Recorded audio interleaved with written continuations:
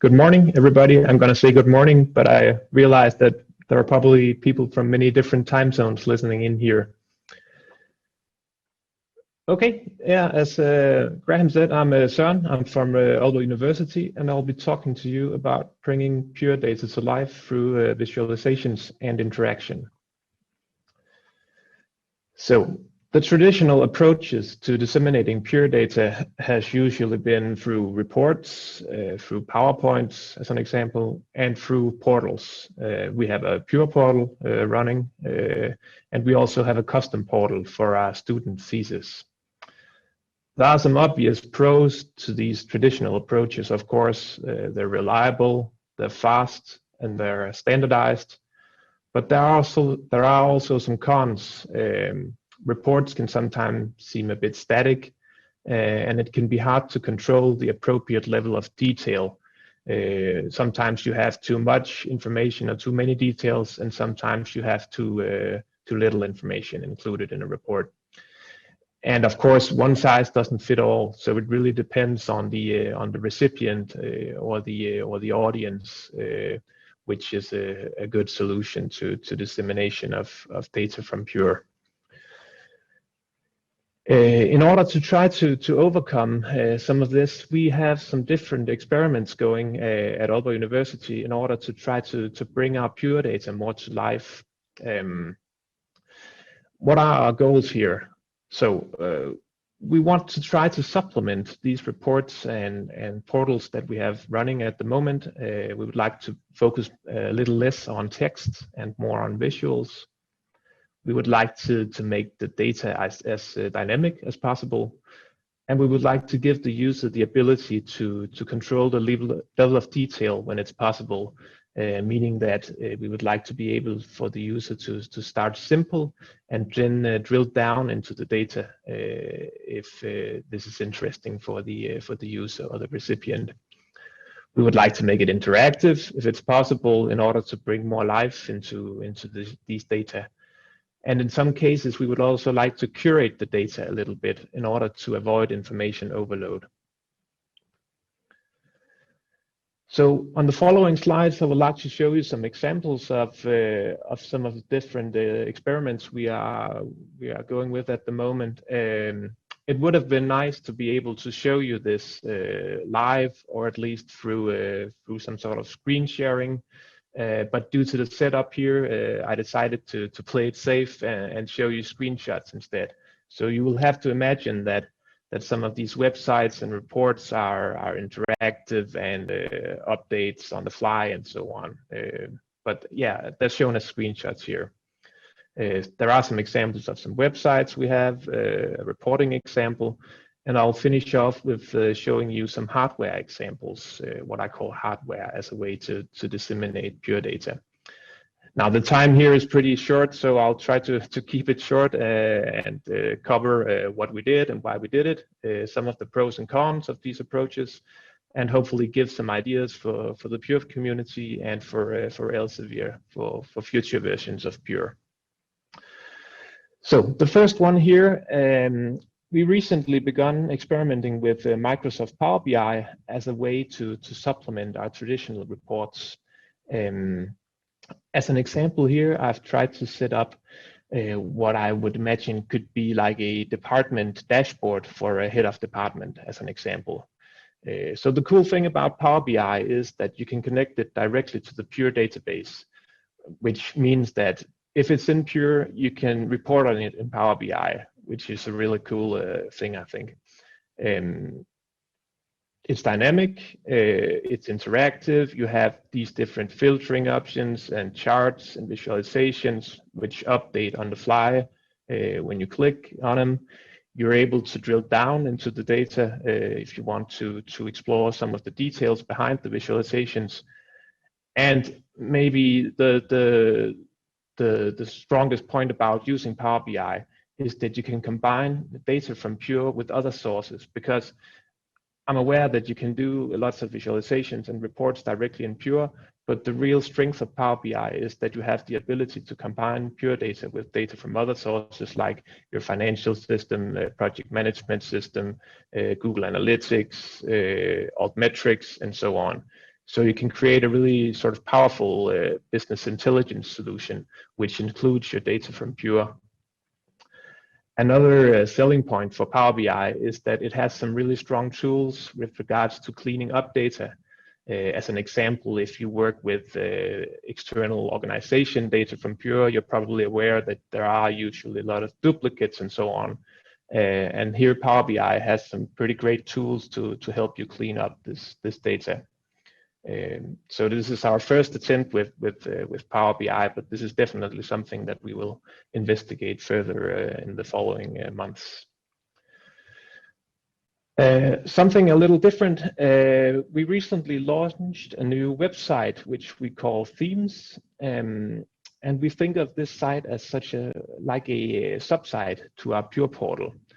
So the idea is that on this site, we will try to curate different cross-organizational content from our Pure portal and different visualizations as well. We currently have some themes on the Sustainable Development Goals, COVID-19, collaboration, and so on. And I would like to show you some examples of this on the following slides here. So the first one we have here is a theme we did on the Sustainable Development Goals.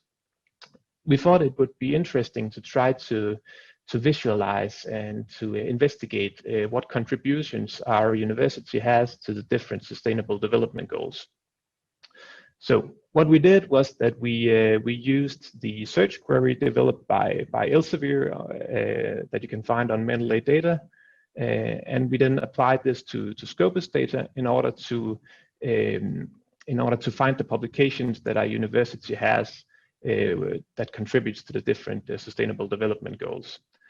We then extracted the data from Scopus and uploaded it to Google Data Studio, where you have some different options on, you can do some filtering on the period, publication year, open access, publication source, and so on. So the idea is that you click on a goal on the menu to the left here, and then you're taken to the report or the visualization in Google Data Studio. There are a few issues here. The first one is there is a methodological issue with the search query, because it's always difficult to identify content by searching. And of course, it's also an issue that it is a handheld process right now. So we extract the data manually from Scopus and then uploaded it to Google Data Studio. So the best approach would probably be to have this supported natively in Pure, or at least through the Pure API. But I can understand from the Pure team that they're also working on supporting the SDGs, which I think is great. Another theme we've done is on collaboration. So we thought it would be interesting to try to see who our students are collaborating with on their student thesis. So what we did was that we took all the student theses from 2019 and extracted them from Pure.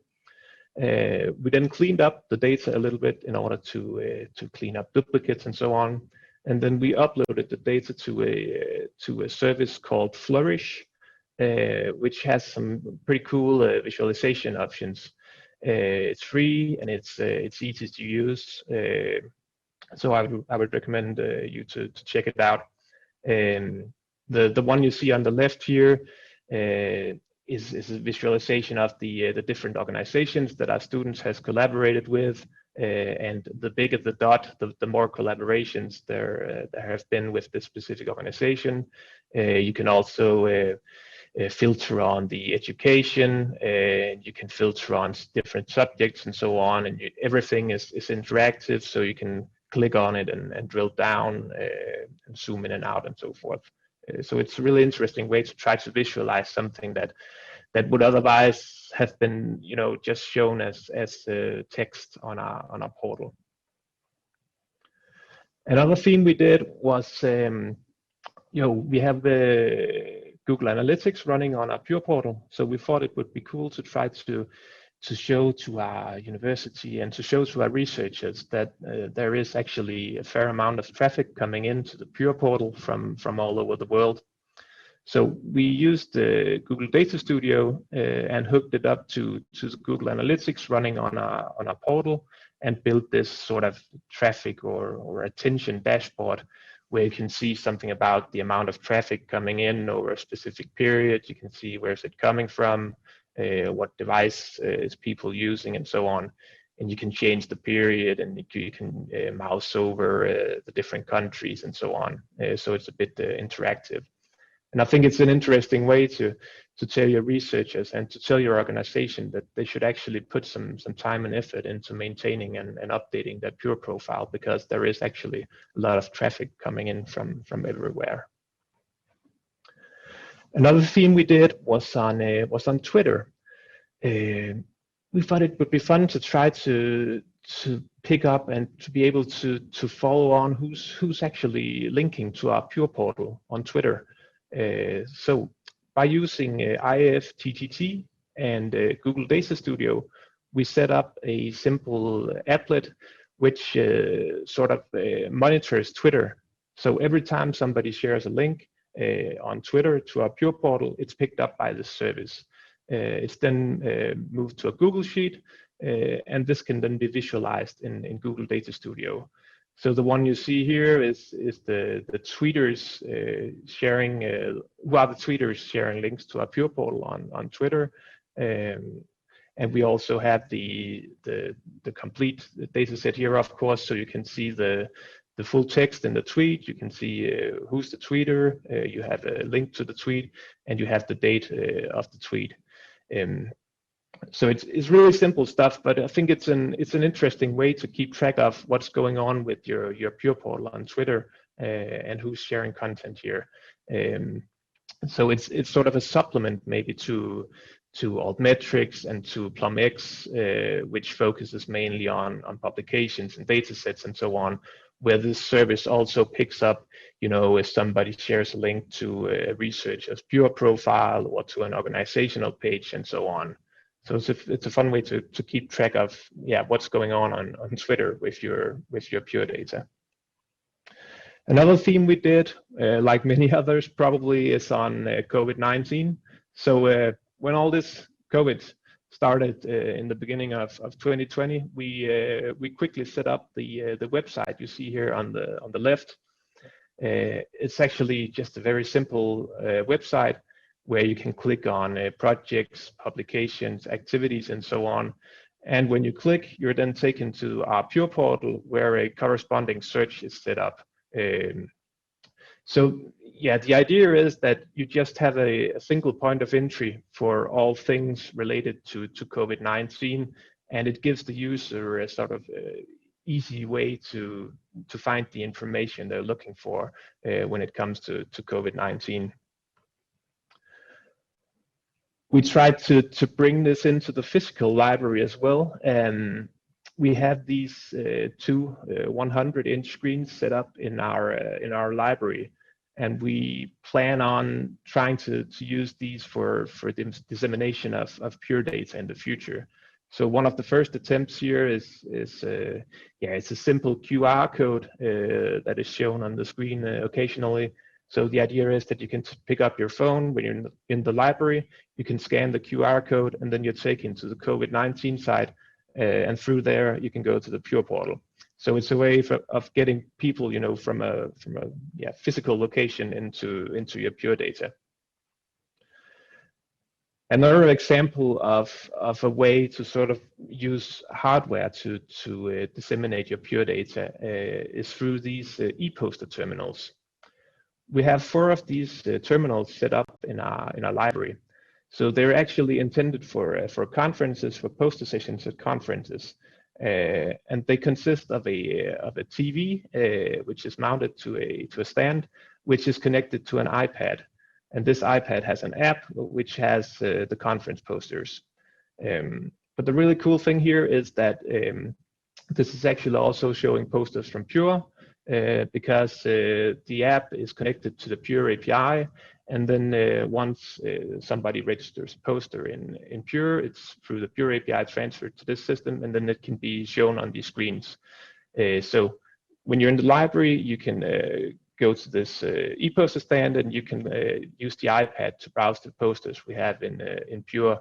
You can browse on subjects and on specific authors. You can zoom in, you can send the poster to yourself, and so on. So there are some interesting possibilities here to try to, yeah, bring more life to your posters from Pure, because they would otherwise be a bit hidden just as a PDF file on your portal. And the last one here I'd like to show you is an app we have at the university. It's targeted towards alumni and other external stakeholders. And we actually have a lot of Pure data in this app. So it uses the Pure API to pull in researcher profiles, publications, facilities, and much more from Pure. And the really great thing about the app is that the user can follow specific researchers, research groups, and so on, and have a sort of personalized feed based on what the user is interested in. And then every time new content is registered in Pure for a specific research or research group that the user is interested in, the user gets a push notification. So it's a great way to sort of push relevant content from Pure to alumni and other external stakeholders. I think that was the time I had for the presentation. Wow. Thank you, Søren. Look, you've engaged the audience quite a lot, and there's been a lot of questions that have been flowing in as a result. So thank you very much. I guess the first question I had, just right off the bat, was visualizations are a great tool and a great way of communicating, but how do you find the challenge of sort of printing or sharing that, disseminating that information if people can't see the visualization in sort of real time with maybe senior executive of the university or other people? Yeah, I think we're working towards distributing as much as this data as possible as sort of an interactive report. So instead of sending a PDF file or a PowerPoint, we would like to be able to send people a link to, it could be an embedded report as an example, or it could be using Microsoft Sway or something like that. It could also be on a on a website where we have all the different reports embedded as an example. Okay, no, thanks for that, because it's good. You're just proving I guess the move of technology over time, sort of moving it, come and have a look at it in real time, wherever it is. You mentioned about the deduplication, and that sort of pricked up a number of people's ears. But one question around that is there a feedback loop back into Pure to help you, like with the Power BI deduplication? Do you have a process in place for that? Not yet, but that would be ideal, of course, because as many of the people listening in probably know, there are quite a lot of duplicates, at least for external organizations, as an example. So it would be great to to benefit from the cleaning we do in Power BI and be able to feed this back into Pure. Absolutely, but not at the moment. But I guess when the right API gets more work done in time, I hope it will be possible to be able to feed this data back into Pure. Okay, no, thanks for that. And leading on from that, another question was around the external organisations. Have you had more inquiries, or has this sort of engaged more people beyond the university as a result of the work that you've done? Not yet, I think, but yeah, it's still a bit early to say. I think we're still experimenting a lot with this, and we have to figure out what works and what doesn't, because it's also a matter of the amount of resources that you put into it. It has to make sense for us to, yeah, the work we put in it. So yeah, it's still a bit early to say. I think we're still experimenting with with the different tools here. Well, thank you very much, Søren. Thank you for your time today and for a great presentation.